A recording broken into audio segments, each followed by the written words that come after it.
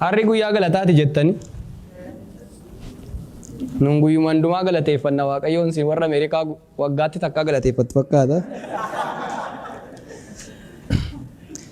Daagujjaa nyaadheen bifa ba'uu dadhabee namni daagujjaa nyaatu akkamiin bifa ba'aa? Waan guddaa yaadeen bira ga'uu dadhabee namni waan guddaa yaadu akkamiin bira ga'aa jedha geeraraan illee yoo ibsatu quuqqaasa. Silaa addunyaa kanarraa wanti awwan baay'eedha wanti argatan muraasa. Garuu gaafa jiifannee nyaannus ta'e gaafa bullus agabu garaan waanuma caalu fedha.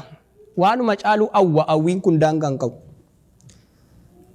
Ani kunoo irraa kaasee balbala hawwii koon cufaa yoo kun hin ta'u ta'e tuu jedhaa mana tufaa jedhee kakatee kayootuu daqiiqaan guutiin amma sawuutti fufa.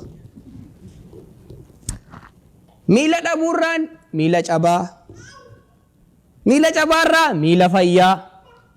Miila fayyaarraa boottii. Digiriirraa maastarsii. Maastarsiirraa PhD irraa poostii. Xiqqaas haa ta'u guddaa. Gowwaas haa ta'u gamni. Nagayeeraan hin jiru numa hawwa namni. Oolee bulee wal dhala. Galaanni hawwiin guutu. Otuu mana argadhee jedha.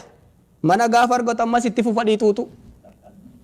Maal taate yoo jedhan edaa makiinaa tafe. Mana argachuun maal godharee sababa hiriira taaksii foo manatti hin galuu dafe. Utuu hirriba dhabee dafqa yaaddoon of jiisu. Makiinaas gaafa argatu hidhiituutu isaan dhiisu. Maal taate yoo jedhani makiinaan koo dulloomaadhaa teessoon isaas ni xiqqaate irraan olee yoon deemu beenzila baay'ee nyaate.